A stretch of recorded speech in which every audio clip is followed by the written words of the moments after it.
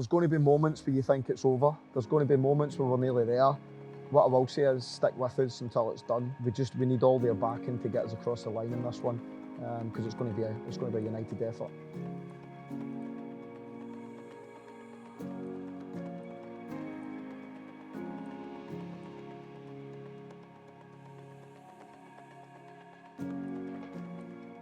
Right then, guys, Sunderland fans, you're going to be very happy about this one. Alex Neil joins me to talk about that playoff final, which is on the horizon. I want to start off and go back a little bit and talk about the break that you've had. Can you even remember that now? I know you've only been in the job 3 months, but can you remember that little bit of time off? Does that feel like a distant memory now? Yeah, I think when you're working, everything feels as if it's a distant memory. You know, you've got moments in time, and when you're off, you know, I get good advice from people that I've worked with before, who are experienced, who I've known for a long time, and a few of them said to me, enjoy your break while you're off, yeah, because when you get back in, it'll be back to full tilt. But I don't think you ever really enjoy your break, because you're more apprehensive about what the sort of future holds, where your next potential job may be, how difficult it's going to be to get back in at times. You know, I think that there's been a lot of managers over the years that have done really well somewhere and then struggled to get the next job. Yeah. So I was just really thankful, and I was hopeful that something good would come up. And then obviously this job came up out of the blue, really. And I was obviously thankful I got the opportunity. So yeah, I think that spell now, albeit I didn't enjoy it. And yeah, it feels like a long time ago now. Because I chatted to Chris Weldon, and it was, I think it was 2 days he had, and then he was like, okay, I feel, you know, he wanted to get back into it. Are you that kind of guy? You know, football's been surrounded around you your whole life, I'd imagine. Is it tough to sort of not be a part of it? Yeah, I think it is. I think, I think the longest I'd been out really is I left Norwich in the March, and then I joined Preston in the June. So literally, 6 weeks of that. And then I think the last time was 9 months. So right. That's a long time, you know, 9 months. And so how does it work as well when you're not in a job? How did you find out about the Sunderland job? Did you just sort of see it on the news? Did you remember that kind of moment? Because I guess, you know, someone who's got the capability and the CV to go and get that job, yeah, you must have a moment where you go, oh, that's happening, and then you want to go for it. How did that come about? Yeah, no, the job came up because it got released on Sky Sports or whatever outlet it was. You know, I just remember sitting, minding my own business, doing whatever I was doing that day. And obviously then I'd seen that obviously Lee had left Sunderland. And then I think it was just a case of finding out who they were going to be considering for the job, who they were interested in, who they were going to go for.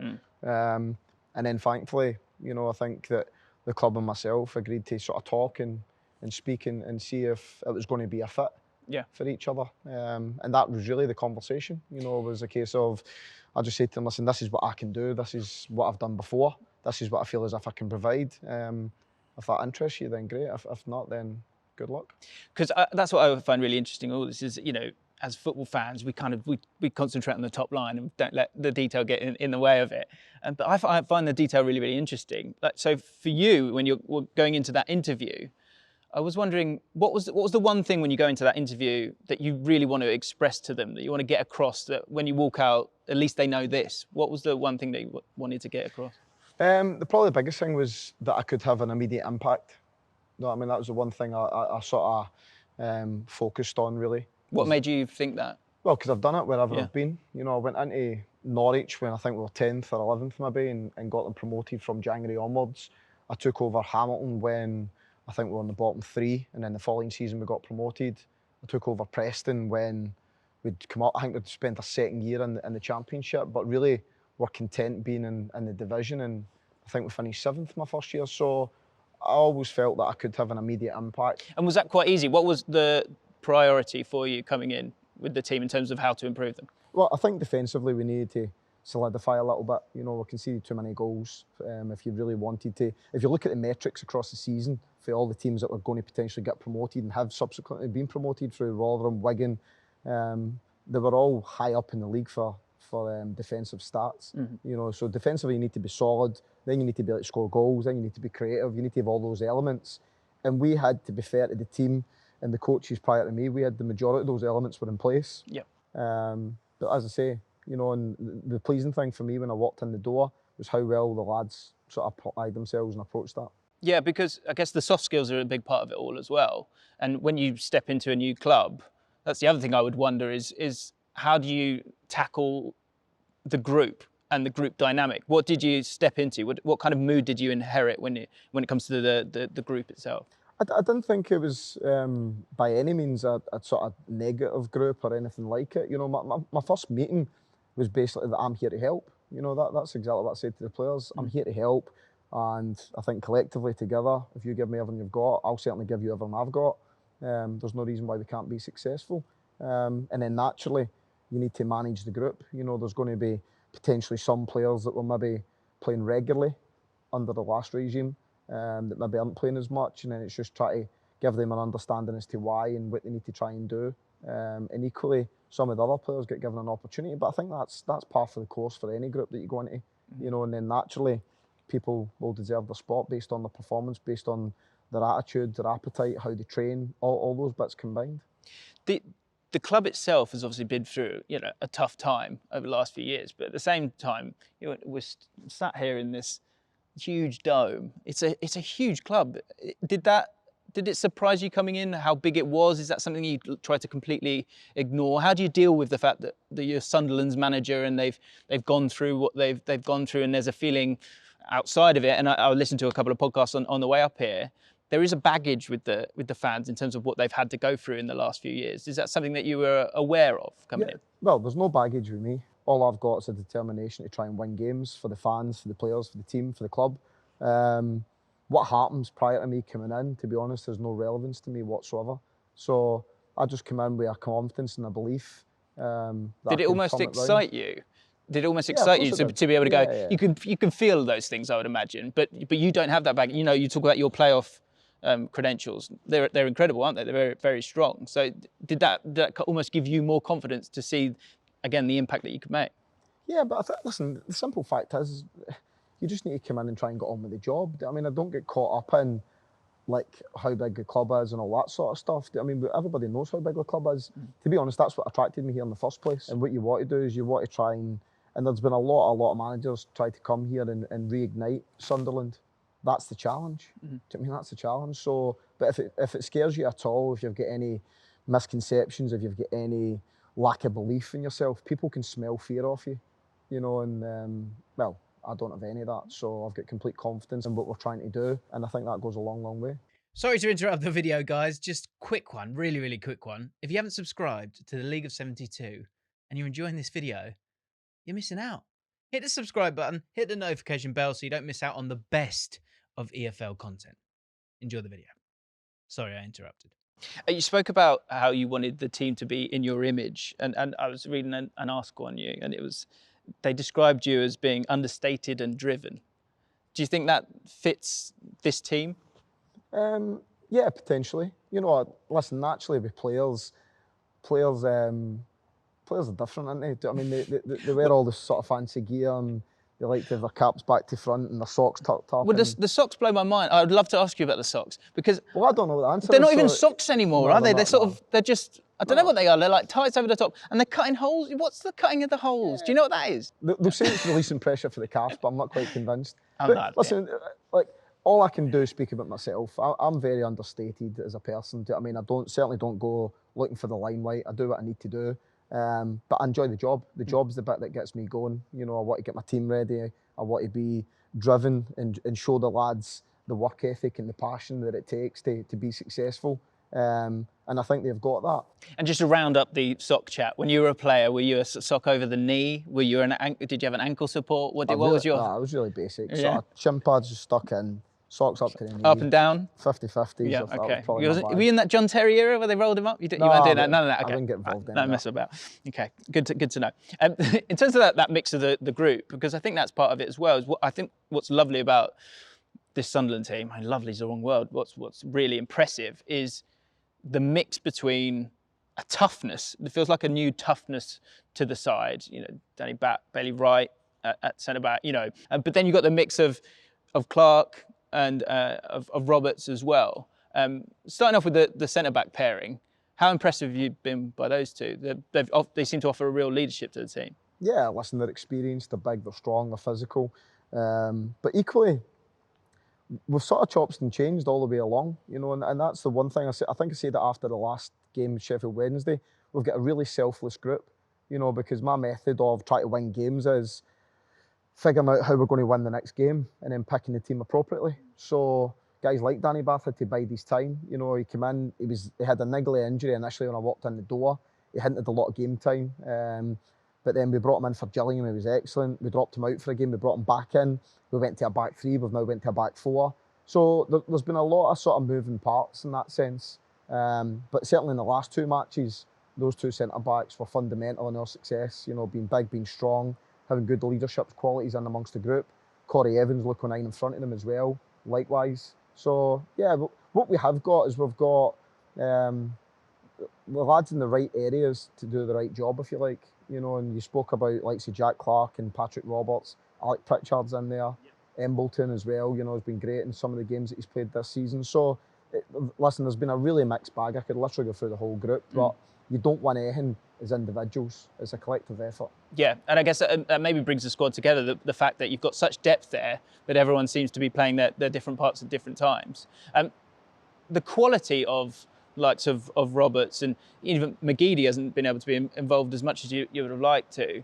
Is that what you're looking towards when it comes to the future of this club and the future of this season and that final? Is that mix of the toughness of not conceding goals, you know, and just having that moment when Jack Clark offers that bit of quality, Patrick Roberts offers that bit of quality, and do you think that's enough to get you over the line? Yeah, I think every team needs to be balanced, you know, so you need to be defensively strong, but equally you need to carry a threat going the other way. So whatever that sort of balance looks like in terms of personnel, I'm sure we'll do a lot of work this week in making sure we get that right. And then it's up to the lads to go and deliver on the day. So, but I think that balance is fundamental for any team, you know, because you need to carry a threat as much as being defensively solid. So that's important. Did you have double the work because you had MK Dons or Wycombe, and I guess you've got to do some analysis on both, and they play so differently? How were you feeling about it, kind of going into it? Because, you know, playing Wycombe is not playing MK Dons in this final. No, it wasn't. But I wasn't bothered. No. You know, no. It's the focus on yourselves then. Yeah, but you need to beat what's put in front of you. So whether it's MK Dons, whether it's Wycombe, whether it's Sheffield Wednesday, whether it's whoever, you know, we've got to focus on getting ready for that game. It wasn't double the work because until I knew who we were playing, I didn't do any prep on it. So time, yeah, we beat Sheffield Wednesday, and then after that, our sole focus now has been on the Wycombe. And if it was MK Dons, it would have been MK Dons. So, but yeah, you've just got to beat what's put in front of you. You know, I think well, the simple fact is we can't have any effect on what happens in other games. Yeah. So, I mean, you now know it's going to be Wycombe Wanderers, who've got a great identity to themselves. Gareth Ainsworth, great energy about him as well. He's been very successful for a long time there. What are your thoughts on Wycombe and on their squad and what kind of threats they pose in this final? I think they're really difficult as a team to play against. I think they're really difficult to beat. I think the one thing that they've got, which is a great trait of any team, is the fact that they don't necessarily need to play well to be dangerous. You know, so even if you play well against them, they're the type of team that can lull you into a false sense of thinking you're doing well, and then they can damage you. So we know we're going to have to be at our very best. We're going to have to be concentrated, and we're going to have to strike that good balance, like we spoke about, between being defensively solid but carrying a threat going the other way. Yeah, it's going to be a tough game, you know, and what they've got is they've been together for a long period of time. They were in the Championship last year. So people talk about the history of both clubs and they talk about it as if it's detrimental to them. They've been in the Championship more recently than us. So the simple fact is they've been equipped to get out of this league before. So that just tells you in itself how difficult a game it's going to be. So we certainly won't be underestimating anyone. In terms of your game plan, though, when I was doing a preview on Wycombe for the semi-finals and looked at their stats, and in terms of 10 passes, sequences that they've had, there was a list there, and over the season that happened 24 times for them. The next worst was 44. So they do play direct. They are very clear in how they play. Will you change the team in terms of your style of play, or will you just play the way that Sunderland wants to play? How will you deal with the preparation to this? Because Wycombe are very unique. Yeah, we'll play the way that we believe is going to win us the game. But that's how we play every game. So there's always sort of key principles that you'll stick to, but there's also tweaks within that can sort of change or fluctuate depending on who you're playing against, what the sort of threat the opposition will pose, and equally where we think their weaknesses are going to be in their team. So But that's the same we prepare for every team, so that's not any different.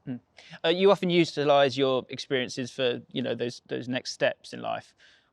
Have you thought about the Norwich City season, going up through the playoffs? Are there any elements from that you would love to transfer to, apart from the winning, of course, into this side? Not really. No, I think all it does is give me confidence in terms of having done it before, and understanding what it takes, understanding the magnitude of the game. Because I think, like anything else, when you experience it for the first time, naturally, for yourself, for everybody who's surrounding you, you're not quite sure how people are going to react. It's the one bit that you probably can't control. What I can do, but is I can sort of paint the picture for people now.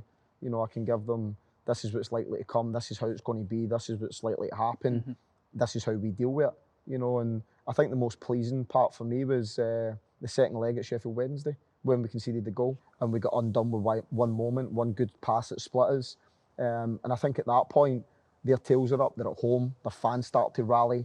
And I think weaker teams could have crumbled at that point. Yeah. We didn't, we went the other way. We rallied, we got better, we grew into the game, became more threatening, and we got the winning goal. So I think that tells me everything I need to really know about my team. There might come a moment, a bit like the semi-final, where you've got a decision to either stick with the team there or utilise the squad that you've got. What made you stick with it in that semi-final when it was, it looked like from the outside Sheffield Wednesday were in the ascendancy? I didn't feel that for a start. I thought when they scored, I thought we got better. And I just felt that how we set out to win the game was exactly how the goal happened. I changed the team at that point. I was going to dilute that. I was going to make it worse rather than better. Yeah. Not because of the personnel I'm bringing on, because we've made so many changes this year to win games. The squad really has contributed heavily, substitutes in particular. And so many late goals as well, right? Definitely. So the guys on the pitch were the best suited to win that match, and that's why I picked that team. It's amazing your certainty in that, because I guess that's a manager's judged on those moments. So what I'm just saying, because I'm so indecisive. How do you get that certainty? Is that just something that's in you? I don't know. I think it's just there's a lot of work goes on behind the scenes. So naturally we'll spend the full week breaking down how we're going to play, what we're good at, what we're not so good at, how they'll play, what they're good at, what they're not so good at, and then we'll come up with a formula in terms of how we'll try and win the game. So I think a lot of the confidence is based on the hard work behind the scenes as much as anything else. And not only that, but obviously sort of intuition within the game, how the game's going, what I see the weaknesses being for us, where I see the strengths being for us, and that's pretty much how I gauge it. Got to finish off talking about the fans, because I've seen them in Trafalgar Square a couple of years ago, and it was pretty special. And I'm excited to see them again this weekend. 40,000 fans expected at Wembley. How special have they been so far, and how key a role can they play in this game for you? Well, massive, absolutely massive, because I've experienced sort of both ends of it. I remember my first couple of home games, and it was a new experience for me, because I think I said at the time, I'd never seen a set of fans that had so much influence and impact on a game, and I felt certainly in the first few matches, they impacted how we played, they impacted the mood, but equally, what I have seen now is the complete and utter opposite of that in terms of the benefits that carries. And I spoke to the players regularly in that first month in terms of their fans, because they are a beast. When they get behind you, they sort of suck the ball into the net for us. And that's really helped us on our way. So, and I think what's happened now is I think that the fans see in the team, seeing the players, seeing in how we go about our work, the determination and the will to win, and the never say sort of die attitude that they want to see from their team. And I think when you give fans that, they'll always respond and they'll react. And so, final question, it's not really a question, it's just an opportunity really, is what would be your final message to the Sunderland fans who will be making their way down to Wembley this weekend? Yeah, listen, they'll travel in their numbers, they'll back us. And what I've said to them, I think I said it weeks ago, is there's going to be moments where you think it's over. There's going to be moments where we're nearly there. What I will say is stick with us until it's done, because I think this team's shown time after time that it's never over and we're never beaten. So we need all their backing to get us across the line in this one, because it's going to be a united effort. Best of luck. Thank you.